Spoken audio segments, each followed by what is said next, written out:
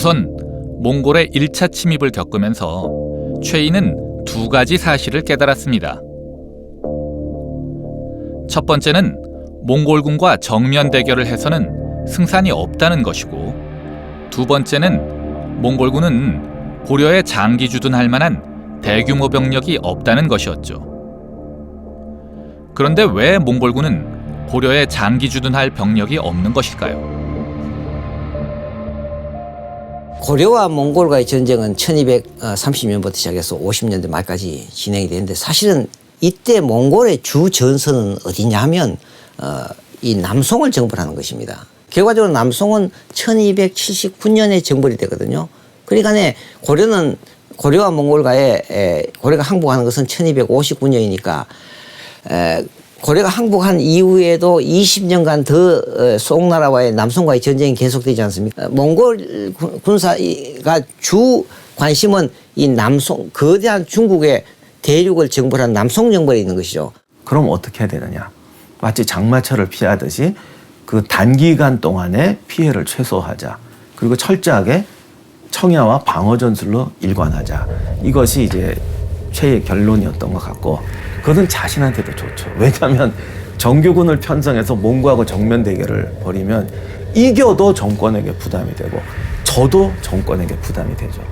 그러니 이 장마철 전략이 자기 정권에 대해서도 가장 좋고, 자기 생각에는 합리적으로 판단해도 이게 가장 합리적인 전술로 보이는 겁니다. 최이의 전쟁 준비는 전쟁을 아예 포기하는 것입니다. 국경선을 지킨다던가 적군을 방어한다던가 하는 일을 아예 하지 않는 것이죠. 싸우면 어차피 지니까 아예 싸우질 않는 것이죠. 뭐 좋게 표현하자면 발상의 전환이라고 할 수도 있을 것입니다. 하지만 너무 당연하게도 이 전술에는 결정적인 문제가 몇 가지 있었습니다. 첫 번째 심각한 문제는 수도인 개경이 무방비 상태로 몽골군에게 노출된다는 것입니다. 당연한 일입니다. 방어선이 아예 없어졌으니까요. 물론 최이는 이 부분에 대한 대책도 마련해 놓았습니다.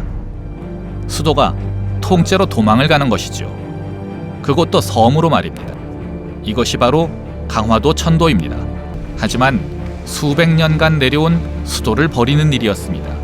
쉽게 결정하기 어려운 일이었죠. 안 됩니다! 이때도 의분을 참지 못한 우직한 군인이 한 명 나섰습니다. 야별초 지휘관 김세충이란 사람이었죠. 있을 수 없는 일입니다. 그는 문을 박차고 들어와 강화도 천도에 반대했습니다. 독재자들이 외적보다 싫어하는 것이 바로 항명입니다. 김세충은 결국 형장의 이슬로 사라졌습니다. 그렇게 해서 강화도로의 천도는 전격적으로 이루어집니다. 김세충을 처형한 그날 강화도로의 천도가 공식적으로 선포되었습니다. 아무도 최이의 의견에 반대할 수 없었을 것입니다. 이렇게 강화도에 와서 보면 육지와의 거리가 의외로 가깝다는 것을 알 수 있습니다. 실제 해협의 폭은 한강 정도도 되지 않습니다. 직접 보면 오히려 몽골군이 왜 강화도를 공격하지 않았는지가 의아스러울 정도입니다. 하지만 자세히 살펴보면 이 해협을 건넌다는 것이 생각보다 만만치 않은 일이라는 것을 알 수 있습니다. 넓고 깊은 뻘과 빠른 물살이 섬을 둘러싸고 있기 때문이죠. 여기에 더해 강화에는 또 다른 강력한 이점이 있었습니다. 그것은 바로 조운입니다. 방어 조건만 좋아가지고는 사실 수도를 옮길 수 있는 것은 충분하지 않지 않습니까? 이 수도를 정하게 되면 제일 중요한 것이 방어도 필요하지만은 물류가 제대로 유통이 돼야 된단 말이죠. 그 당시 고려시대에는 바로 이런 물류를 갖다 원활하게 하기 위해서 좋은 제도라고 하는 제도를 가지고 있어가지고 지방에서 생산되는 여러 가지 쇠고기라든가 또 여러 가지 물품들, 특산품들 뭐 이런 필요한 물건들을 조운이라는 제도에서 다 이렇게 운송을 하지 않았어요. 그것이 개성으로 연결되는 종로가 개성으로 연결되는 건데 이 개성으로 연결되는 거나 강화도로 연결되는 거나 거의 차이가 없어요. 그래서 강화도에서 39년간 거기서 버텼단 말이죠. 39년간 거의 40년 동안 그 작은 섬에서 버틸 수 있었던 아주 중요한 이유는 전쟁 기간에도 물류의 유통이 원활하게 이게 이루어졌다. 만약에 강화도가 아닌 먼 바다에 있는 섬이나 깊은 산성으로 천도를 했다면 고려의 지배층은 아마도 굶어 죽었을 것입니다. 하지만 강화도는 안전은 보장되면서도 세금은 그대로 거둘 수 있는 천혜의 땅이었죠. 강화도는 땅도 넓었습니다. 왕을 위한 궁궐, 최이와 귀족들을 위한 저택이 속속 들어서기 시작했습니다. 이규보는 이 모습을 다음과 같이 노래했습니다. 천도한 새 서울에 날로 더욱 집을 지으니 수천의 누에가 다투어 고치를 짓는 듯하네. 이렇게 강화에는 다시 궁궐이 들어서고 대신들의 호화로운 집이 지어졌습니다. 개경이 직접 공격당하는 문제는 강화천도로 일단 해결을 한 셈입니다. 하지만 더 심각한 문제가 남아 있었습니다. 국민이 세금을 내고 국방의 의무를 다하는 것은 국가가 언젠가는 자신을 지켜줄 것이라고 믿기 때문입니다. 그런데 최씨 무신 정권의 강화도 천도로 이런 대전제가 모두 사라져버렸습니다. 방어선이 없으니 언제 어디서 몽골군이 나타날지 알 수 없습니다. 또 몽골군이 몰려와도 지원군은 절대로 오지 않습니다. 국가는 사라지고 각자 도생의 시대가 도래한 것입니다. 물론 최이도 백성들에게 나름의 대책이라는 것을 제시하기는 했습니다. 해도 입보와 산성 입보가 바로 그것입니다. 몽골군이 쫓아올 수 없는 먼 바다의 섬이나 깊은 산속의 산성으로 피하라는 것이죠. 설악산 권금성이 바로 몽골에 침입돼 쌓은 대표적인 산성입니다.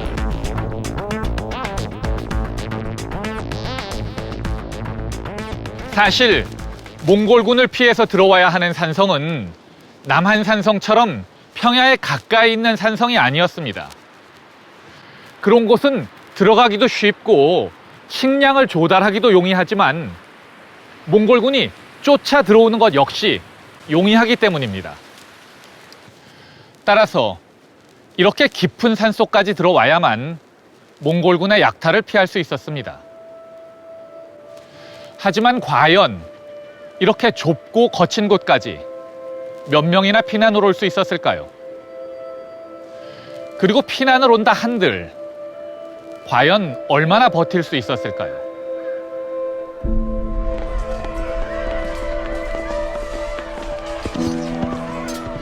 결국 대부분의 백성들은 항쟁 기간 내내 몽골군의 약탈에 무방비로 노출되었습니다. 하지만 그건 백성들의 사정일 뿐이었지요. 강화도는 안전했고 세금도 잘 거치고 있었습니다. 강화도의 귀족들은 몽골의 침입에도 태평성대를 노래했습니다. 오랑캐 종족이 사납다지만 어떻게 이 물을 뛰어 건너랴. 어리석은 백성들아, 놀라지 말고 안심하고 단잠이나 자소. 그들은 응당 저절로 물러가리니 나라가 어찌 갑자기 무너지기야 하겠는가.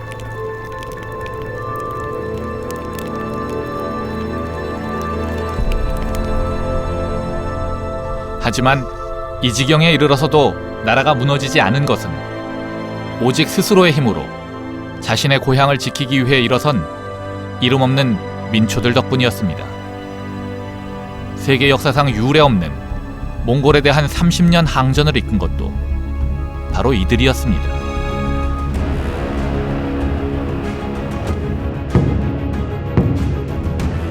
1232년 12월 경기도 용인의 작은 마을에 비상경보가 울렸습니다. 몽골군이 나타난 것입니다. 사람들은 마을 근처의 토성으로 집결했습니다. 이곳이 바로 그때 마을 사람들이 모여있던 요새인 처인성입니다. 얼핏 봐서는 도저히 성처럼 느껴지지 않고 작은 언덕처럼 보입니다. 깊은 산속의 산성이나 섬으로 피난 갈 수 없었던 대부분의 고려 백성들은 이렇게 허술한 요새에서 몽골군을 피할 수밖에 없었습니다. 더구나 이곳 사람들은 처인부곡이라는 마을 이름에서 알 수 있는 것처럼 사회의 가장 밑바닥인 천민들이었습니다. 누구도 도와주러 오지 않을 것이라는 건 분명했죠. 이렇게 허술한 요새에서 누구의 도움도 받지 않고 몽골군을 물리치는 것이 과연 가능할까요? 기적이 없다면, 아니, 기적이 있더라도 불가능할 것처럼 보입니다. 하지만 그해 겨울에 기적이 일어났습니다.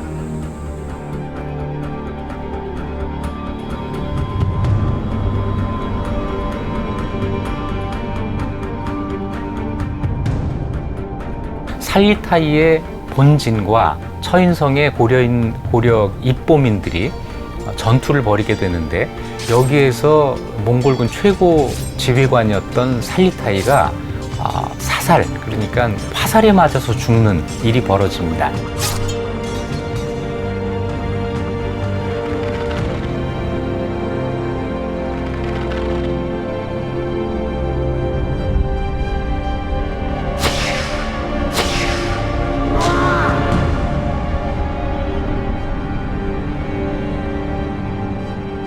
이것은 고려와 몽골의 28년 전쟁 중에도 유일한 사건이고, 그러니까 몽골의 최고 지휘관이 전사한 거죠. 유일한 사건이고, 몽골이 아마 유라시아 대륙에 걸치는 대제국을 건설하는 동안에도 최고 지휘관의 이 전사라고 하는 것이 있었을까 싶을 정도로 아주 드문 사례입니다. 근데 몽고군은 징기스칸 같은 몽고의 칸이 죽거나 어떤 사령관이 전사하면 돌아가는 풍속이 있어요. 몽고군 전체가 철수하는 거죠. 그래서 김윤후의 화살이든 김윤후의 부하의 화살이든 김윤후 부대의 전투가 몽골군의 2차 침공을 막는 그런 결과를 초래합니다.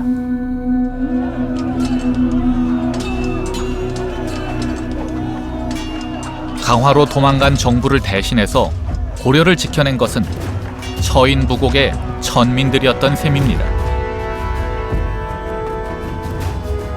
그리고 이런 일은 단지 처인부곡에서만 일어난 것이 아닙니다.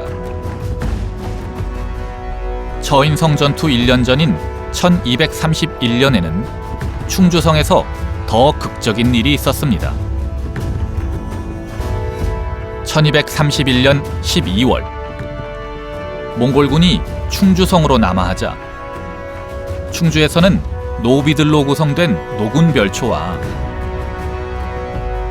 양반들로 구성된 양반별초가 각각 조직되어 방어에 들어갔습니다.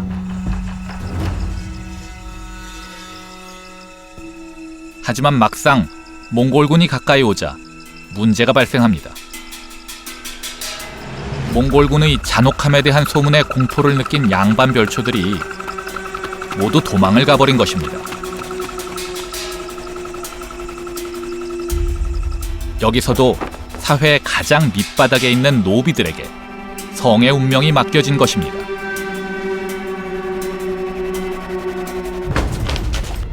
하지만 주인들이 모두 도망간 상태에서 노비들은 놀라운 분투를 보여줍니다.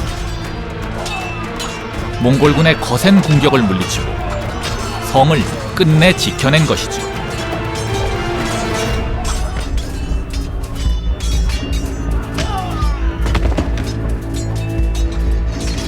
여기서 이야기가 끝났다면 그래도 미담으로 끝났겠지만 불행히도 이야기는 여기서 끝나지 않았습니다.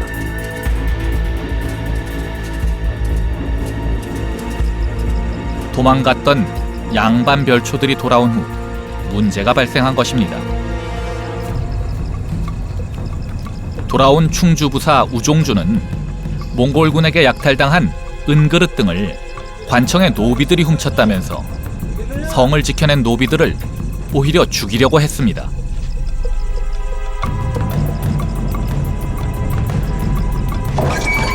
이런 꼴을 당하고도 가만히 있으면 정말 사람이 아니죠. 노비들은 당연히 반란을 일으켰습니다.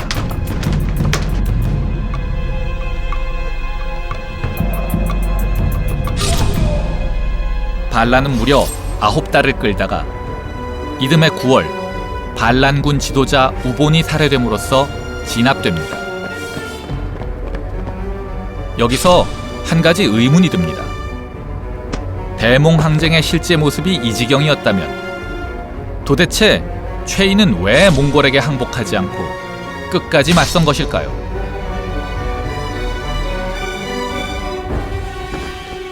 그 시기에 어떤 특수성이 있어요. 그건 무인정권 시대라고 하는 거. 그 전에는 타협을 하지 않습니까? 전쟁을 하다가 전쟁도 하지만 타협도 하고. 근데 타협이 되면은 왕과 타협을 하는 것이기 때문에 그 사이에 무인정권이라고 하는 것은 설 자리가 잃게 돼요. 그래서 최씨 정권은 왜 그렇게 끝까지 이 항전을 했느냐라고 하는 그런 부분은 최씨 정권이 가지고 있는, 무인정권이 가지고 있는 특수성. 그러니까 결국은 항전을 포기하면은 항전을 포기하는 건 끝나는 것이 아니고 정권이 소멸되는 그런 위기.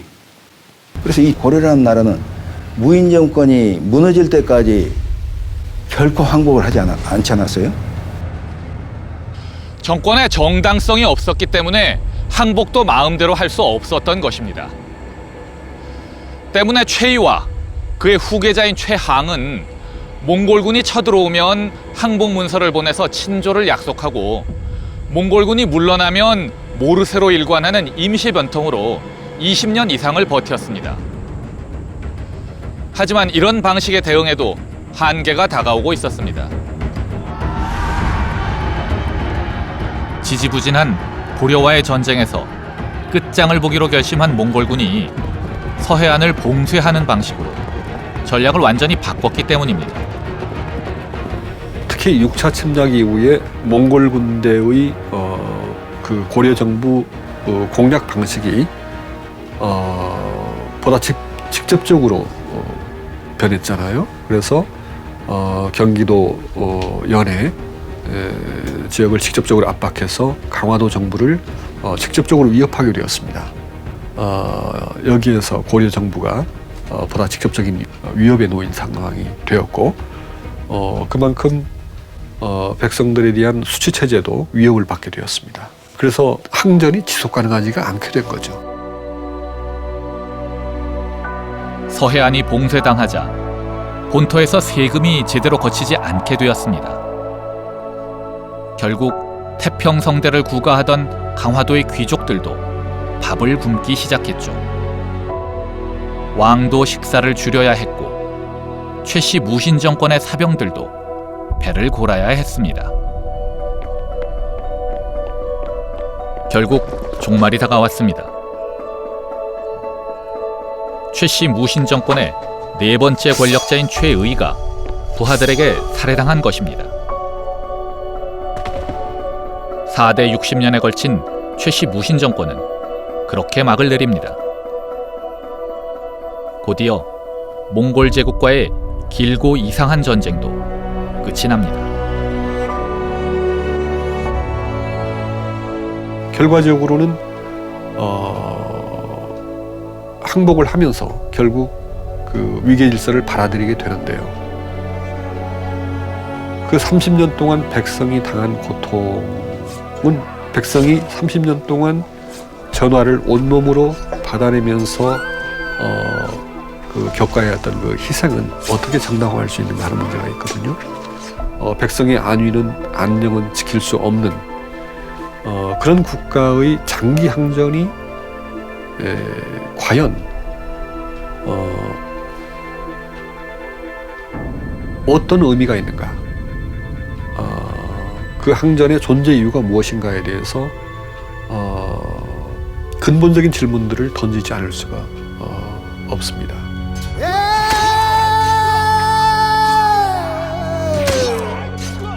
물론 30년간의 대몽 항쟁에 대해서는 평가가 다를 수 있습니다. 백성의 고통을 생각하면 차라리 일찍 항복하는 것이 나았다고 생각할 수도 있고, 민족의 자주성을 지키기 위한 항쟁으로 높이 평가해야 한다고 생각할 수도 있습니다. 하지만 중요한 것은 항전을 하던 항복을 하던 국가의 생존을 위한 장기적인 전략이 있어야만 한다는 것입니다.